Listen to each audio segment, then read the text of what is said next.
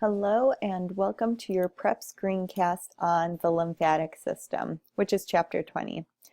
Let's go ahead and get started.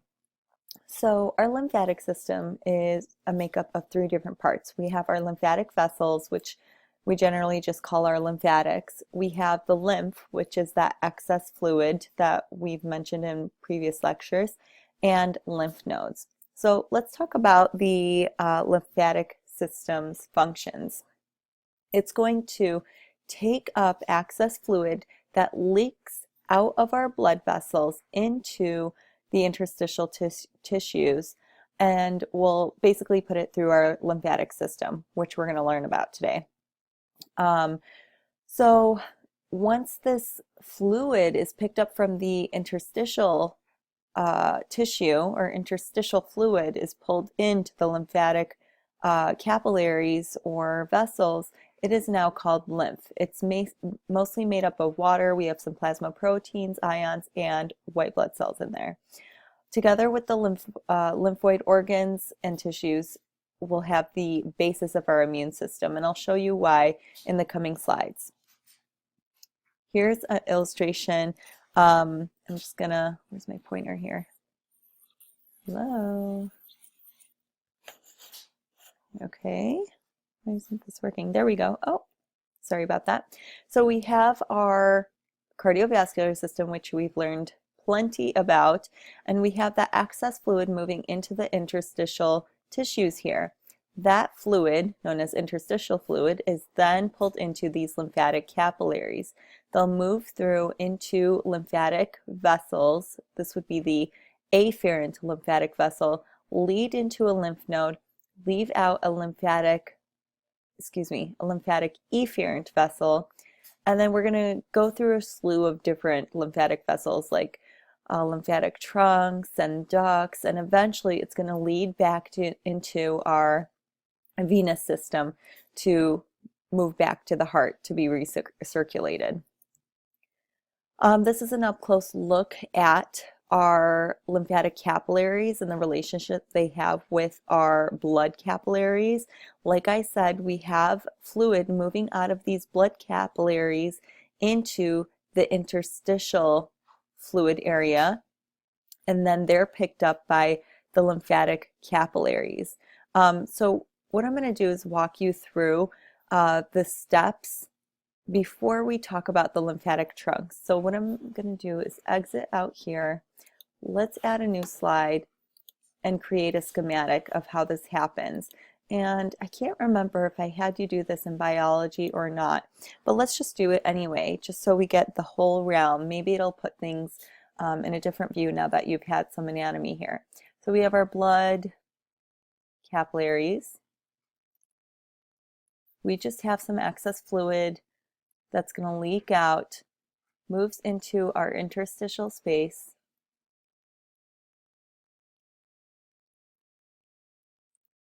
and then that excess fluid once again is going to be picked up by another vessel. This is going to be our lymphatic capillaries, and our lymphatic capillaries are going to be a little bit different than our blood capillaries. We'll talk about the more specific differences in class. Now these capillaries are going to lead to an big A, afferent lymphatic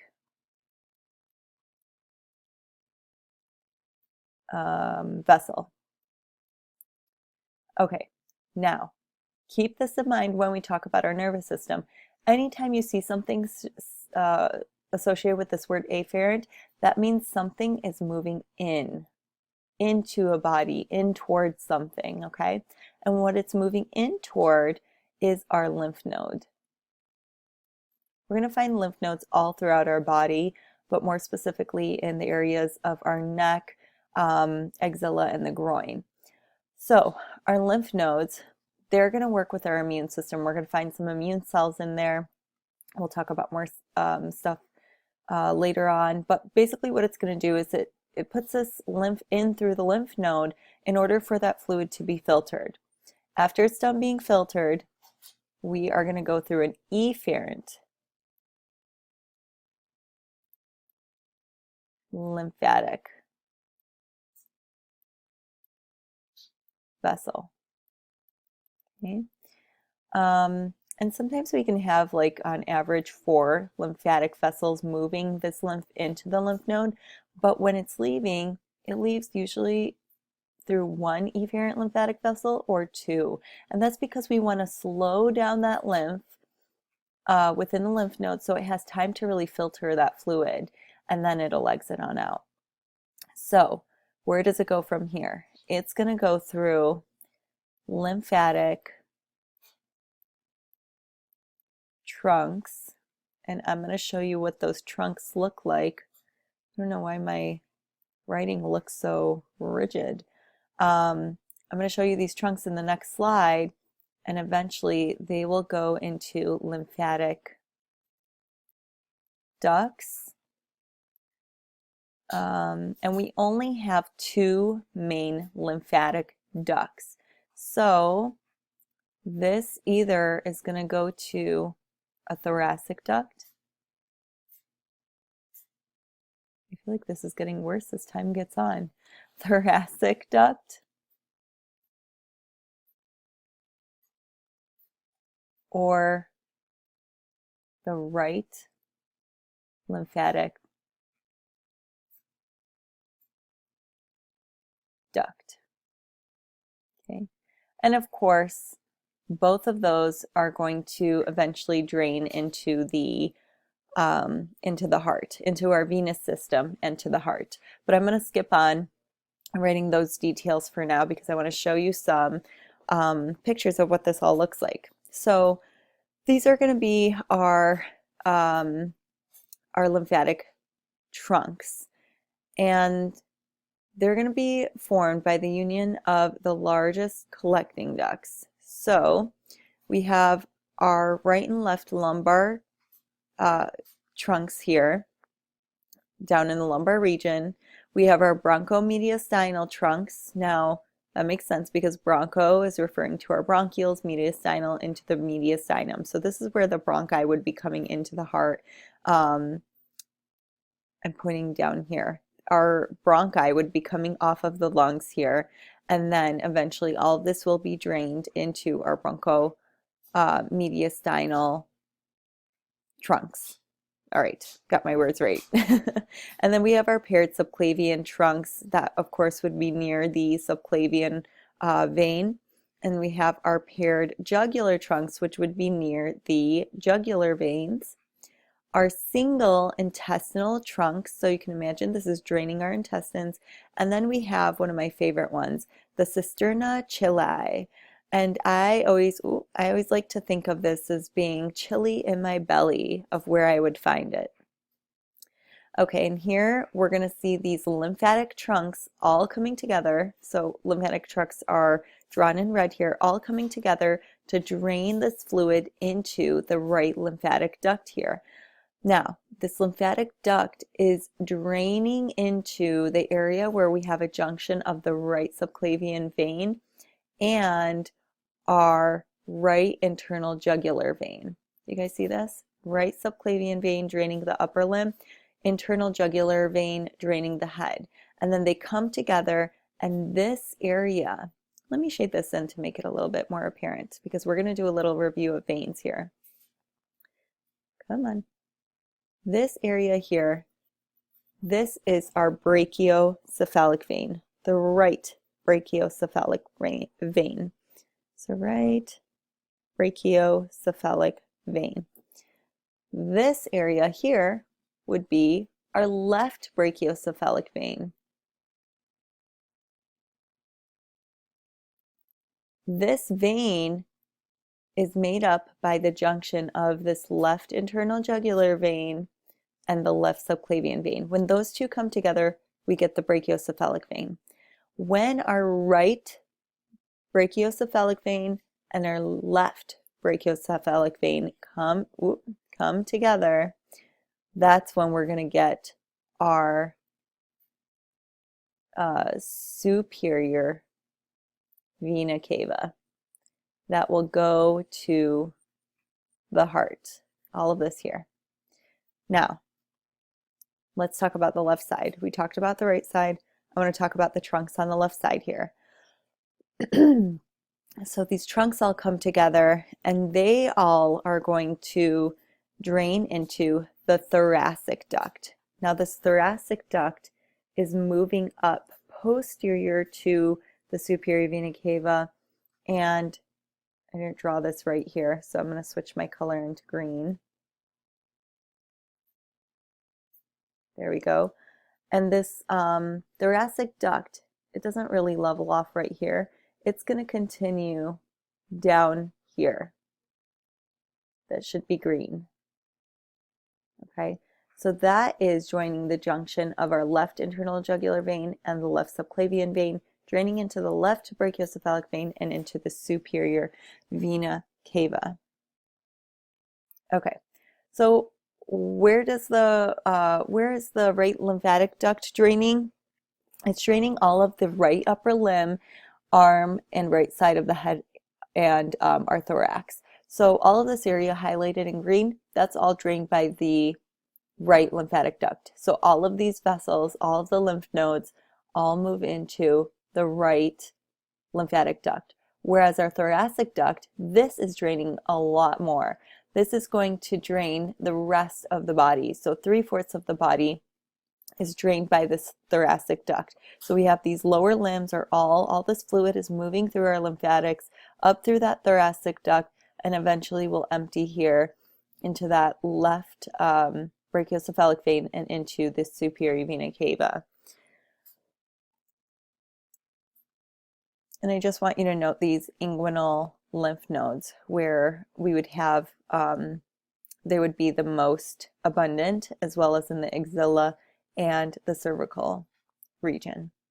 And this is just a nice little close-up that shows you our right lymphatic duct draining in this way.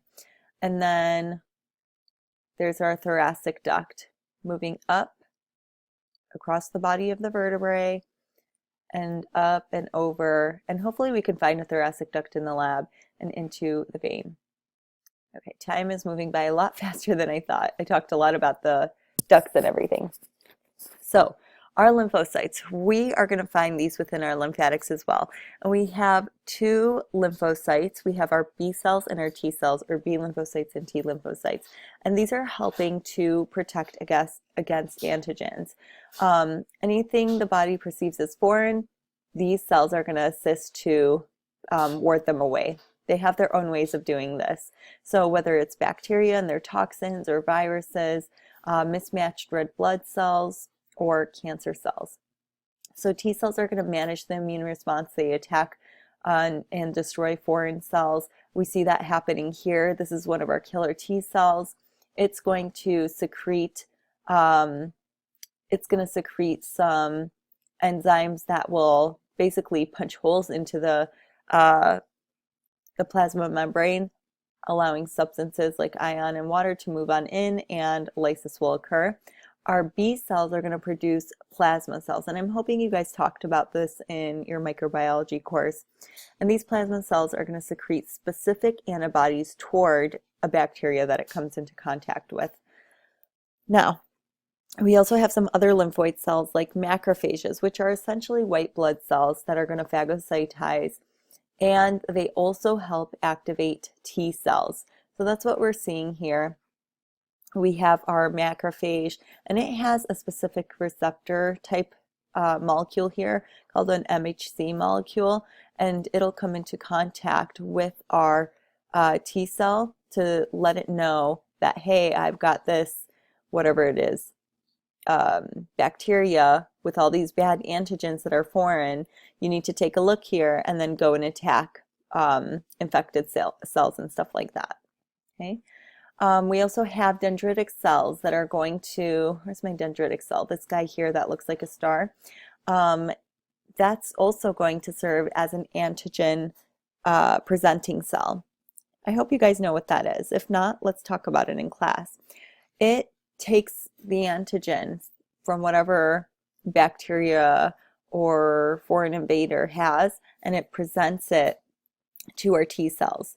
So that's what it's doing here as well within our lymph node.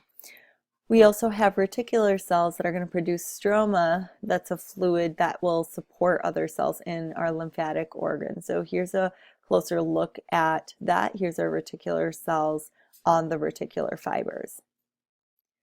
Lymphoid tissue, we have two main types. We'll distinguish the difference in class, but basically it's an area where we're going to house and provide proliferation for our lymphocytes. It's also an area where we can serve as a surveillance vantage point. Now our lymph nodes, I mentioned them a little bit earlier. They are the principal lymphoid organs of the body. So they're distributed everywhere, but once again, most prominent in the neck, axilla, and the groin. It's embedded in connective tissue. They're about the size of like a small olive, I would say. And they are near the body surface, which is why sometimes when you catch a cold, you can feel the swollen lymph nodes in your neck. We're also going to have them surrounding the mammary area as well, in addition to the three areas that I mentioned earlier. Oh, and I have them highlighted for you. Here's just another illustration. We got the neck lymph nodes or cervical lymph nodes, axilla in the armpit, mammary lymph nodes, and the inguinal lymph nodes. So what's the function? Like I mentioned earlier, they filter lymph. We're going to have macrophages in there that destroy microorganisms. We have T cells, we have B cells, dendritic cells. So lots of immune cells that are helping filter through this fluid and catch any pathogens that might be in there. Now let's talk about the anatomy of it a little bit. We'll discuss more detail in class, but it is a bean shape.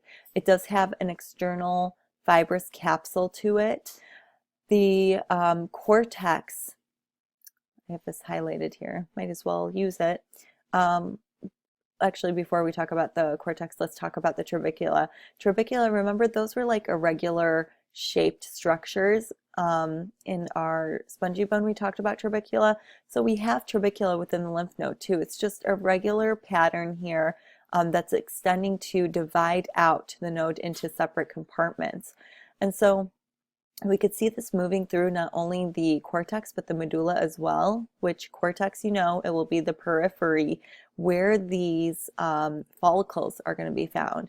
And these follicles in the center, they have these germinal centers where we're going to find a plethora of lymphocytes.